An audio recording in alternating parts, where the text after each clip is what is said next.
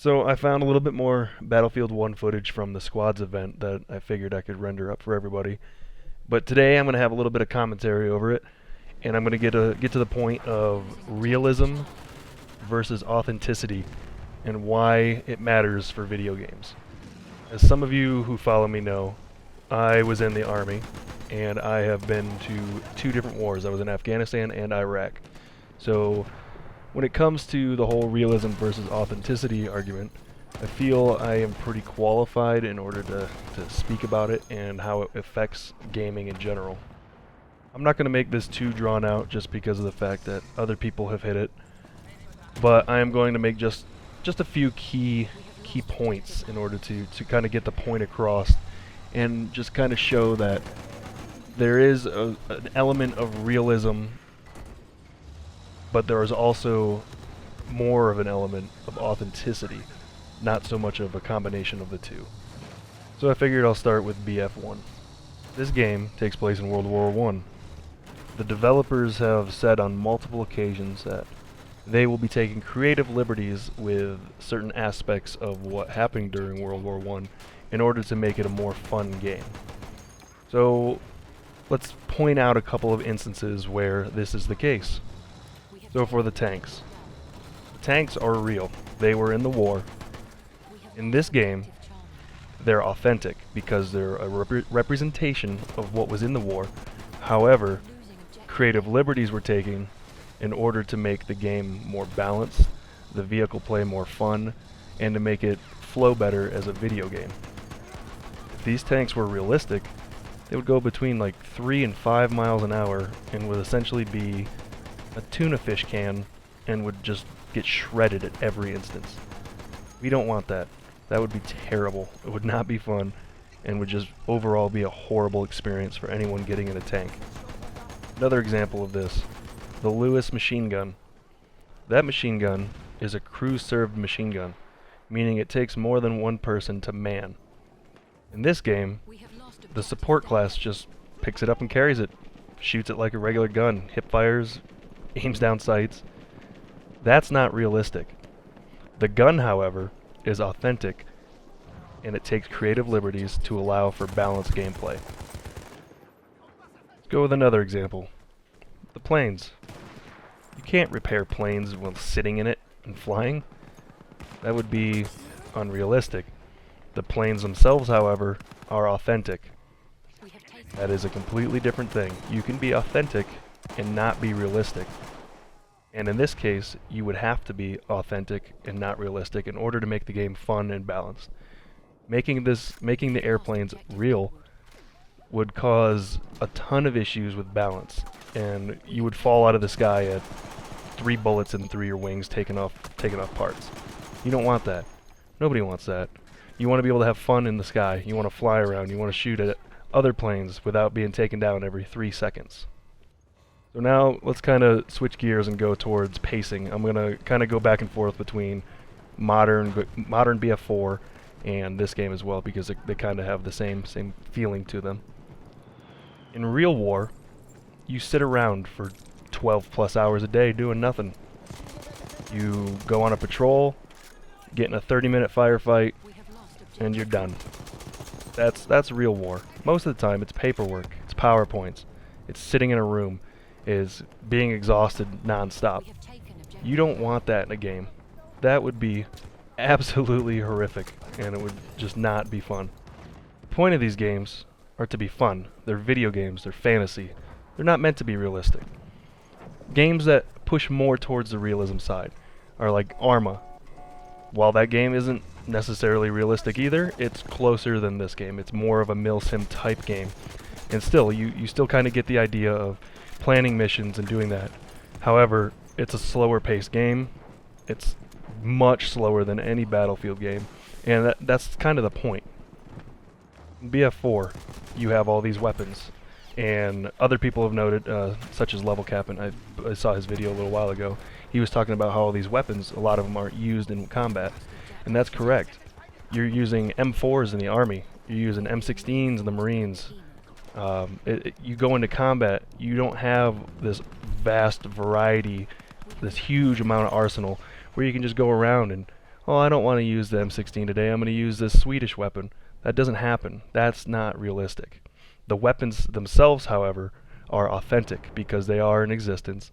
They do shoot bullets and they can kill people, so they are used. As noted, there are aspects of authenticity used in both games: weapons, vehicles, locations. Go with the callouts for the flags, the phonetic alphabet that's used. World War I, apples, butter, current, Alpha Bravo. So you see, you kind of have the idea of they're using the authentic time period. However, having people yelling in your ear to go to Alpha or to apples is not realistic, nor is it authentic. So there are obviously points where you're going for balance, you're going for fun, you're going just to play a game. You're not going out there to actually capture a country. This is a game, and people seem to forget that for some reason. I just don't understand it. If you're playing the game to get the realistic feel, you're doing it wrong. You don't want the realistic feel. You don't want to have people dying next to you. You don't want to be blowing other people up. That is not fun. Trust me, I know this. I've done it. It's not fun. You shouldn't be trying to do that. You should be trying to have fun. A competitive video game is not meant to be realistic, and nor should it be. And I am completely in agreement with the more authentic feel of a game as opposed to going towards the realistic side of things. So one of the bigger arguments I've been seeing on the Battlefield forums specifically, I'm sure it's been going elsewhere, is the argument about the woman who's telling you which objectives to take, the apples, butter that's being taken or whatever. That, for some reason, that just boggles my mind that people are thinking that this is even close to realistic, or that the voice is immersion breaking. This does not happen. You're not going to be sitting there on a patrol and having a general tell you to come over the radio and tell you where to go. That doesn't happen. This is a team play aspect. Then that's all it should be. Calling it immersion breaking is pretty accurate no matter who's doing a voiceover, because this doesn't happen. It doesn't immerse you in the battle because it doesn't happen. It's balance. These are the key things that you need to take away from this. Balance over realism. That's all you need to know. There's always going to be a balance over realism issue. And those are the two things that you need to remember. Balance is always going to be greater than realism, and authenticity will always be taking place of realism. You're going to want to go for accurate, specific things. However, creative liberties will be given to those accurate, specific things to lend to the balance in gameplay.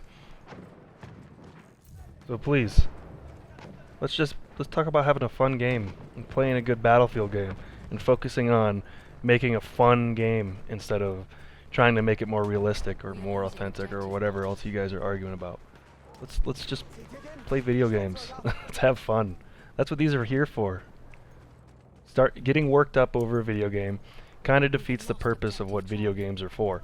It's an entertainment thing. It's not life or death. So let's try to focus on playing fun games, letting developers show their creative style, their art direction, and among other things that they have for this game. And it's going to be obvious that people will not agree with me. My point isn't obviously the end-all be-all. There's going to be opposing viewpoints. This is my viewpoint. This is my opinion. So while you may have a differing opinion, I just hope that you can see the other side of it. It's not always going to be what you think. There's other aspects at play here. So let the developers make their game. This is their art direction, their vision. This is a form of art. This is their artistic expression brought out into a video game. Just make sure you give feedback, constructive feedback.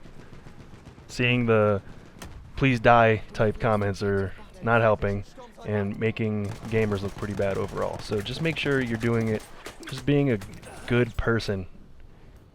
Because being just a negative Nancy all the time isn't always a good thing. I know this because I am a negative Nancy 99% of the time. Also, make sure if you disagree with me, tell me why. Don't just say I disagree. I want to know reasons why. Because I like having a normal human conversation with people as opposed to, hey, you're stupid. Because that just doesn't help anybody. So I hope you enjoyed this video. I hope you enjoyed the point behind this conversation. I know it may not be everyone's viewpoint, but just take it as it is. This is my opinion. So we'll just go with it for what it is.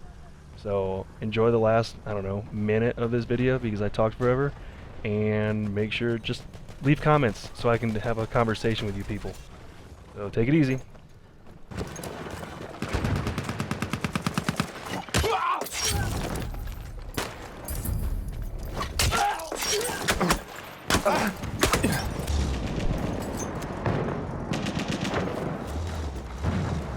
Da ist ein Panzer!